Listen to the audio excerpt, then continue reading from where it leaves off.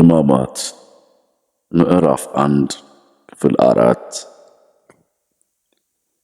የጦር መሪው ይሁዳ።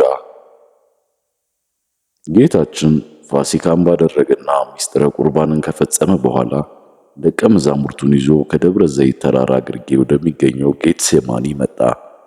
አዳምና ሚስቱም ከእግዚአብሔር ከአምላክ ፊት በገነት ዛፎች መካከል ተሸሸጉ ተብሎ ነበር።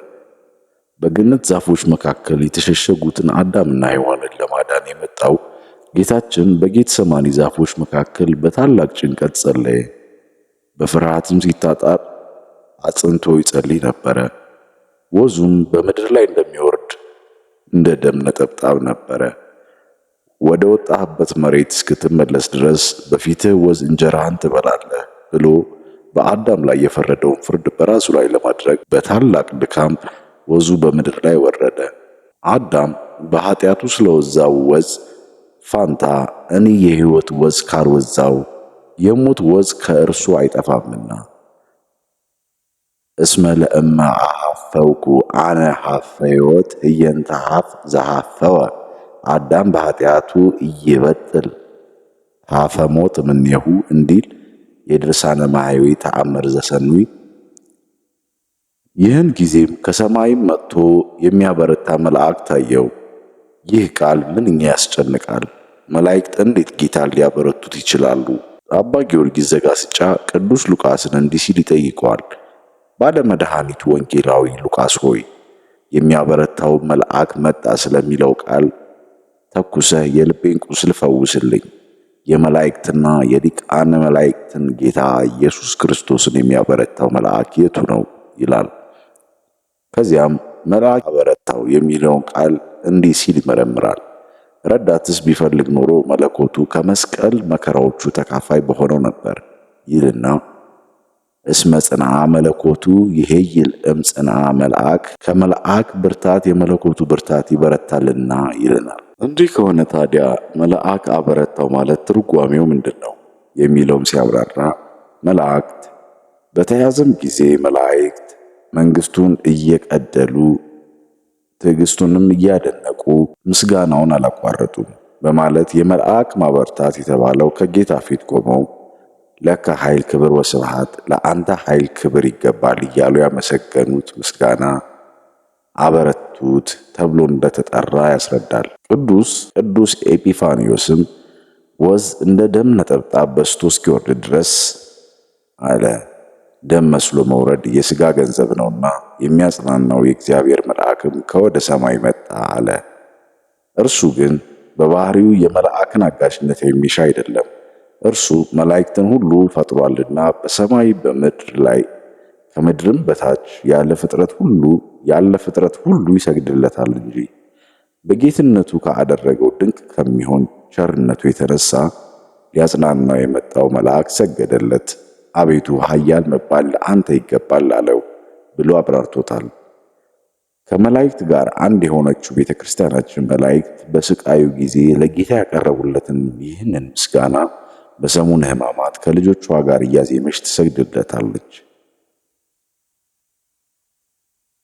ለከ ኃይል ክብር ወስብሐት ወእዘዝ እስከ ለዓለም አማኑኤል አምላኬ ለከ ኃይል ክብር ወስብሐት ወእዘዝ እስከ ለዓለም ኦ እግዚእየ ኢየሱስ ክርስቶስ ለከ ኃይል ክብር ወስብሐት ወእዘዝ እስከ ለዓለም ለአንተ ኃይል ክብር ምስጋና እዘዝ ለዘላለም ይገባል። አማኑኤል አምላኬ ክብር ምስጋናና እዘዝ ለዓለም ይገባል። ጌታ ኢየሱስ ክርስቶስ ሆይ ለአንተ ኃይል ክብር ምስጋና እዘዝ ለዘላለም ይገባል። ከዚህ በኋላ ይሁዳ ጌታችንን ለማስያዝ ጭፍሮቹንና ከካህናት አለቆችም ሎሌዎችን ተቀብሎ ብዙ ወታደሮችን አስከትሎ በጨለማ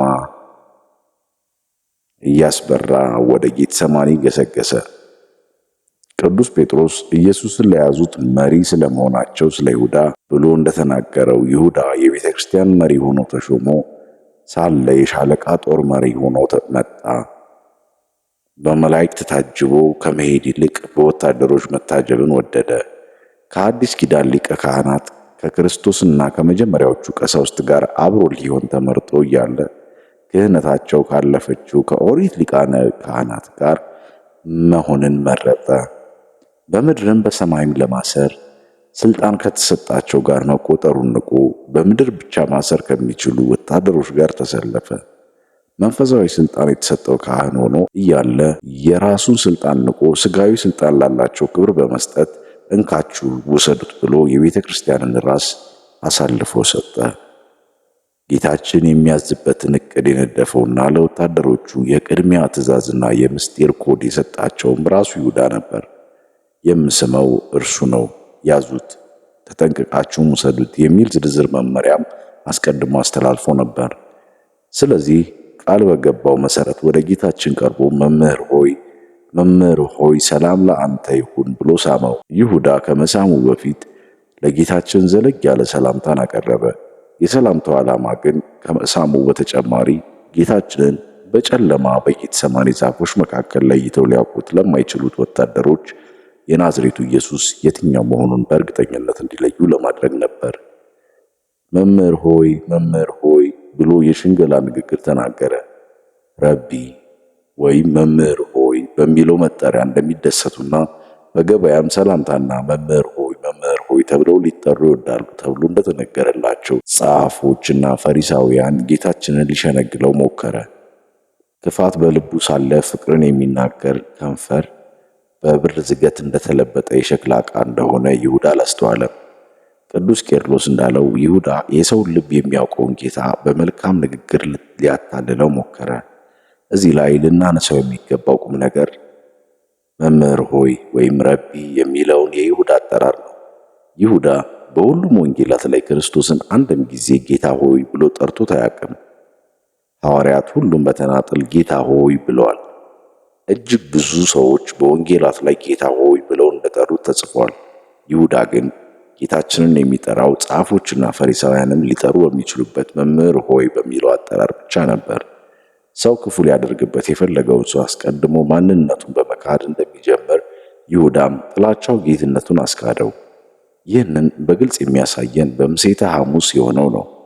ሲበሉም ኢየሱስ እውነት እላችኋለሁ ከእናንተ አንዱ እኔን አሳልፎ ይሰጣል አለ።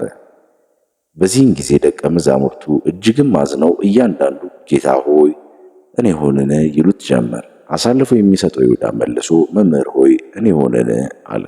ጌታችን ለደቀ መዛሙርቱ እናንተ መምህራንና ጌታ ትሉኛላችሁ እንዲሁም ነኝና መልካም ትላላችሁ ብሎ ነበር። ይሁዳ ግን መምህር እንጂ ጌታ እንዳለው በወንጌል አልተጻፈም። ይደንቃል። ይሁዳ እንደ ዮሐንስ ጌታ እኮ ነው፣ እንደ ቶማስ ጌታዬ አምላኬ ሲል አልተጻፈም። ይህም ያለ ምክንያት አይደለም። ይሁዳ የኢየሱስ ክርስቶስ አምላክነት ላይ ሙሉ እምነት ስላልነበረው ነው። ኢየሱስ የማያምኑት እነማን እንደሆኑ አሳልፎ የሚሰጠው ማን እንደሆነ ከመጀመሪያውም ያውቅ ነበርና፣ ስለዚህም አሳልፎ ሲሰጠው በተለመደው አጠራሩ መምህር ሆይ ብሎ ጠራው።